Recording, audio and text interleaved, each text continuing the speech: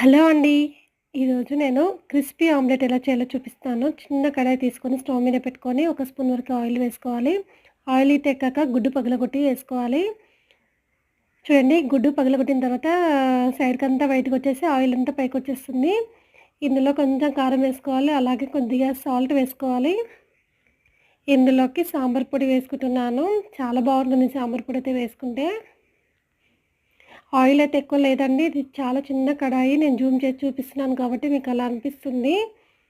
ఇందులో సాంబార్ పొడి వేసుకుంటున్నాను. చాలా బాగుంటుందండి సాంబార్ పొడి అయితే వేసుకుంటే. కిందంతా క్రిస్పీగా ఫ్రై అయిన తర్వాత పైకి టర్న్ చేయాలి. లోపల చూడండి జున్ను ముక్కలు ఎంత బాగుందో, పైన మాత్రం క్రిస్పీగా ఉంటుంది. పప్పులోకి సర్వ్ చేసుకుంటే చాలా అంటే చాలా బాగుంటుంది. నేను ఎప్పుడు ఇలానే తింటాను. అలాగే ఈ పప్పు వీడియో నేను ఫుల్ వీడియో నా ఛానల్‌లో పెట్టాను. ఎవరికైనా ఇంట్రెస్ట్ ఉంటే చూడండి.